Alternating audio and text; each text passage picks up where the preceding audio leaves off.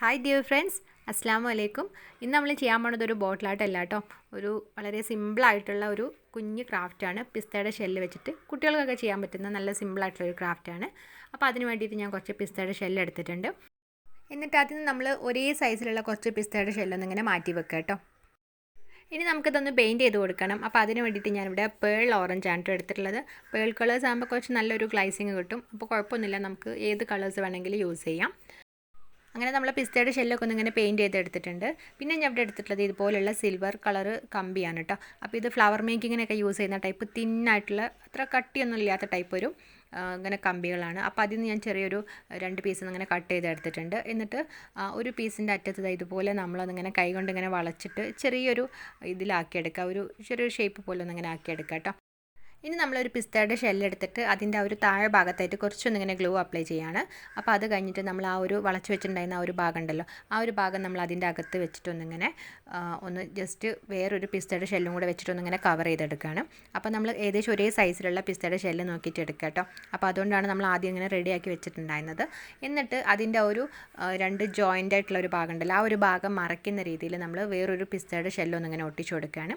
2 സൈഡിലായിട്ടൊന്നിങ്ങനെ ഒട്ടിച്ചു കൊടുക്കുക കേട്ടോ. ഇപ്പം നമുക്ക് 4 പെറ്റലായിട്ടുള്ള നല്ലൊരു പൂവിൻ്റെ ഒരു മൊട്ട് പോലെ കിട്ടിയിട്ടുണ്ട്. ഇനി നമ്മൾ അതുപോലെ തന്നെ വേറൊരു ബഡ്സും കൂടെ ഉണ്ടാക്കിയെടുക്കുകയാണ്. അപ്പോൾ അതിന് വേണ്ടിയിട്ട് ഒരു പിസ്തയുടെ ഷെല്ലിൻ്റെ താഴെ ഭാഗത്ത് കുറച്ച് ഗ്ലൂ അപ്ലൈ ചെയ്തിട്ട് നമ്മൾ ആ ഒരു കമ്പി വെച്ചിട്ട് വേറൊരു പിസ്ത ഷെല്ല് വെച്ചിട്ട് ക്ലോസ് ചെയ്യുക. പിന്നെ അതിൻ്റെ ആ 2 ജോയിൻറ്റ് വരുന്ന ഭാഗത്ത് മറയ്ക്കുന്ന രീതിയിൽ 2 പിസ്തയുടെ ഷെല്ലും കൂടെ വെച്ചിട്ടൊന്ന് നമ്മൾ നേരത്തെ ചെയ്ത പോലെ ചെയ്തെടുക്കുക കേട്ടോ.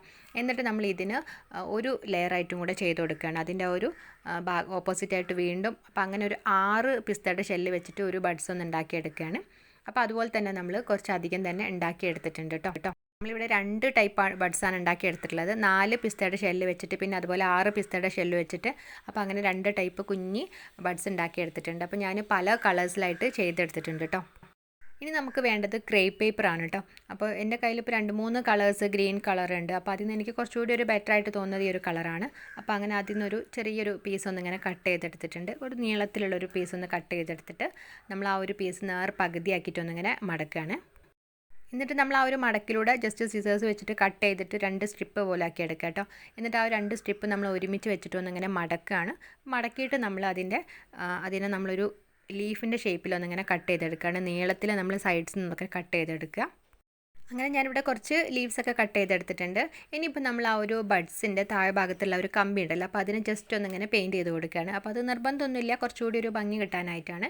ഇനിയിപ്പോൾ അതിന് പകരം നിങ്ങൾക്ക് വേണമെങ്കിൽ നമ്മളെ ഗ്രീൻ ടേപ്പ് ഉണ്ടല്ലോ, അപ്പോൾ ആ ഒരു ടേപ്പൊക്കെ വേണമെങ്കിലും ചുറ്റി കൊടുക്കുക കേട്ടോ.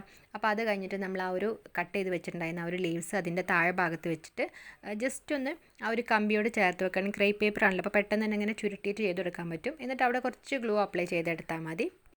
ഇങ്ങനെ നമ്മൾ ആ ഒരു ലീഫും കൂടെ ചെയ്ത് കൊടുത്തപ്പോൾ നമ്മൾ നല്ല ഭംഗിയുള്ള ടൂലിപ്പ് ഫ്ലവേഴ്സാണ് ഉണ്ടാക്കിയെടുത്തിട്ടുള്ളത്. നമ്മൾ ഒരുപാട് കളേഴ്സിലും കൂടെ ചെയ്തപ്പോൾ നല്ലൊരു ഭംഗിയുണ്ട്. ഇതിങ്ങനെ ഒരുമിച്ച് വെച്ചപ്പോൾ എനിക്ക് തോന്നുന്നു കുറച്ചുകൂടി വേറൊരു കളറും കൂടെ ഒരു ലീഫ് ഉണ്ടെങ്കിൽ കുറച്ചുകൂടി ഭംഗിയായിരിക്കുന്നു. അപ്പോൾ ഞാൻ എൻ്റെ കയ്യിലുള്ള ഒരു ഗ്രീൻ കളർ വെച്ചിട്ട് കുറച്ച് ലീഫ് ഉണ്ടാക്കിയിട്ട് കുറച്ച് ഫ്ലവേഴ്സിനൊക്കെ അതും കൂടെ ചെയ്ത് കൊടുത്തിട്ടുണ്ട് കേട്ടോ. അപ്പോൾ അങ്ങനെ നമ്മൾ പിസ്തയുടെ ഷെല്ല് വെച്ചിട്ട് നല്ല അടിപൊളിയായിട്ടുള്ള കുഞ്ഞ് ഫ്ലവറാണ് ഇവിടെ ചെയ്തെടുത്തിട്ടുള്ളത്. ഞാൻ ഈ വീഡിയോ ചെയ്തിട്ട് ഏകദേശം 1 വർഷത്തിൻ്റെ ഒക്കെ അടുത്തായി കാണട്ടോ. കുറേ മുമ്പേ ചെയ്തതാണ്. അത് അപ്ലോഡ് ചെയ്യണമെന്നൊക്കെ വിചാരിച്ചു. ഇത് വേറെ ബോട്ടിലേക്കൊക്കെ വെച്ചിട്ട് സെറ്റ് ചെയ്തിട്ട് ചെയ്യണമെന്നൊക്കെ വിചാരിച്ചിട്ടുണ്ടായിരുന്നു. പിന്നീട് അതങ്ങ് മറന്നുപോയി. പിന്നെ കുറേ നാൾ കഴിഞ്ഞപ്പോൾ അടുത്ത് കണ്ടപ്പോഴാണ് അത് ഓർമ്മ, അത് അപ്ലോഡ് ചെയ്തിട്ടില്ലല്ലോ എന്നുള്ളത്.